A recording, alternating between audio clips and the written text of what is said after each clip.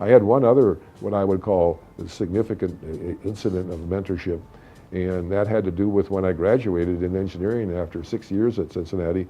I wanted to get a graduate scholarship, and Howard Hughes here in Los Angeles at Culver City had what's called the Hughes Fellowships, and it was a full scholarship to go to graduate school. And the idea was that if you could win that, you would go to a school of your choice. You had automatic admittance to Stanford, UCLA, USC, 4 other schools, and I was reluctant to even go into the interview. So I wrote down on the bottom of my form that I wanted to go to graduate business school, not to science or engineering.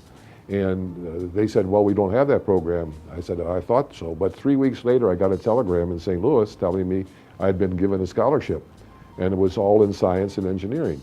I called Mr. Merritt Barker, my, at that time, mentor. He was head of the Human Resources Department of Hughes. And I said, Mr. Barker, I accept your scholarship offer. And he says, excellent, Edward. When do you want to come to California? And I said, I graduate on a Friday. I'd like to come on Sunday. And he says, well, then you can go to work at Hughes as an engineer during the summer. And I said, oh, by the way, there must be one mistake. I applied for a master's in business. And then I heard this silence on the phone, and I heard paper shuffling, and I knew it was a dilemma. And here's what he taught me. He immediately, as soon as he discovered it, he immediately admitted that they had made an error. Very open.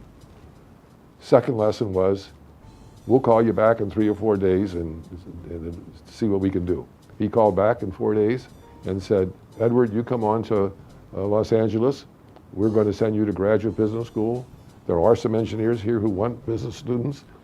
So we only ask that you do well in school because we will set you as an example. And sure enough, I came, and the next year they affirmatively took 2 graduate business students. And then the next year they affirmatively took 6. So I never forgot that incident of how he behaved and how he openly handled this important error. But this was what made my life to be able to go on in college.